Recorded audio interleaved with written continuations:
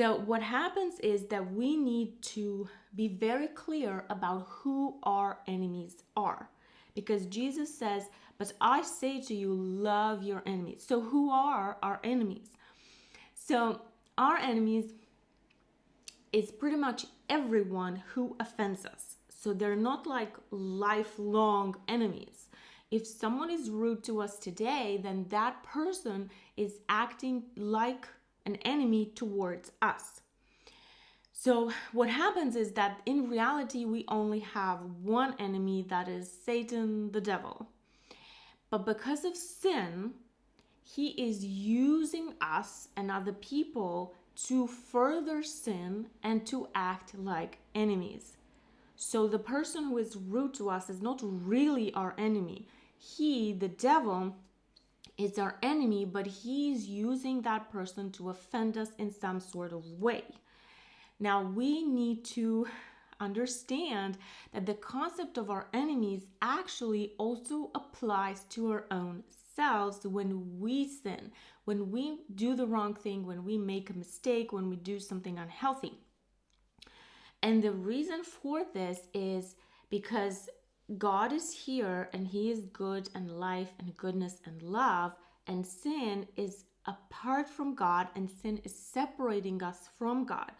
So whenever we ourselves sin, we are separating ourselves from God. So we make a mistake, and then that's acting like our enemy, because we're not doing good for ourselves, but we're doing, you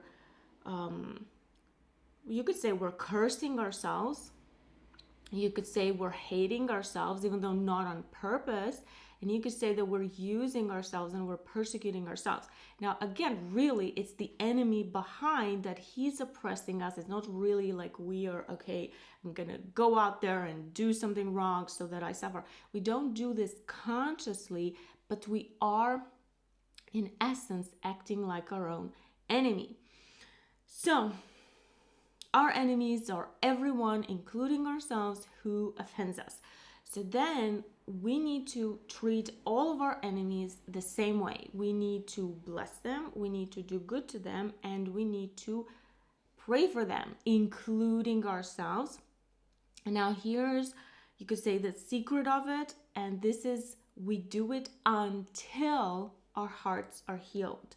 So we do it until we no longer feel that any offense has happened, even though they haven't changed. Jesus here is not talking about them apologizing, them changing, them doing anything differently. So forgiveness, we do it, we pray for them and we bless them and we do good to them until in our interactions with them or when we think about them, we no longer feel offended. Our relationship, the way we relate to them, is as if they never offended us at all, or as if we never offended ourselves or made a mistake at all. So this is the secret, that we do it every day until. So this is not a one-time thing. It's not a one-time decision. We don't say, okay, I forgive my abusive parents and that's it. No, I needed to pray for them. I needed to bless them. And if I were in contact with them, if that was a real possibility, then I would have treated them the right way.